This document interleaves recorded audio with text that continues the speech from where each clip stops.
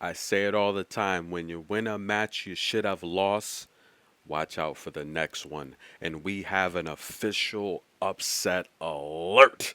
Coco Gauff, the future of tennis, the fourth seed here in the Chinese Open, is down a set. And she doesn't look to be her normal self today.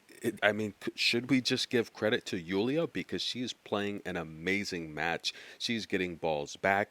Coco's making a ton of mistakes. Now, listen, guys, Coco, when she drops the first set, she is 7 and 13 on the year, going 7 out of her last 9. Now, listen, I've covered a lot of those matches, and we all know, despite going 7 and 13 after losing the first set, most of those losses have come to top players, and she's been actually up a break in the third set in a lot of those matches. One of the most recent, Yulia Putintseva in Canada, she said, "Look, I just got lucky. Coco, she bailed me out. Coco's serve felled her down the stretch. And in this first set, the serve is not on display as Yulia is taking advantage of this. Now, if you're not watching this match, don't worry. That's why you're here. I got you covered. Yulia is just getting balls back. She's playing very good defense. Coco actually had two overhead smashes, and Yulia still would win that point. Coco's camp actually got up and clapped. That's how well Yulia's playing. She's beat some very tough competition, guys. In case you're not familiar, she's won 10 out of her last 11 matches. That's right, guys. And she's actually won 6 in a row. She's qualified 2 straight tournaments in a row. That's right. She took out Laura Sigmund, who's an amazing two-way player, good at the net.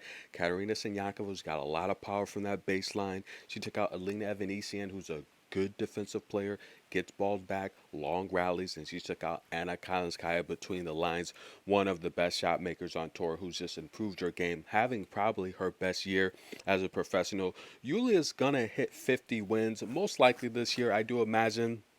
She will continue to play through November. I see her hitting 50 wins on the year, which would make back to back 50 win seasons, guys. That's right. She's ranked 115 coming into this tournament. She's going to climb the rankings as she takes the first set outright, and we have an upset alert. Coco does not seem herself. She's making a lot of mistakes, but I don't see the normal intensity that she plays with. It's like she's kind of going through the motions. I don't really see the fire in her today. It Look, sometimes you just have those days, and I said it time and time again, when the draw appears to open wide up, something always happens. However, guys, Coco's camp on their feet as she holds after facing several break points to start the second set. Will this change the tide? Let's take a look at the first set stats, guys.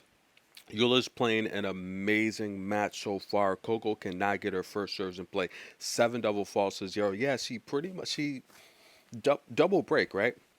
She pretty much gave Yulia 2 breaks with the double faults. I mean, that's really the story of this match. She's finding herself down 15-30, 30-40 in a lot of her service games, only winning 54% of her first serves, losing 71% of her second serves, 17 unforced errors, 0 winners. Coco finally got her first winner in her first service game in the second set. Unbelievable, guys. But who will take on the winner of Zhang Paula Badosa? It's going to be Paula Badosa. This Chinese crowd was just on their feet, pumped up for Zhang Shui.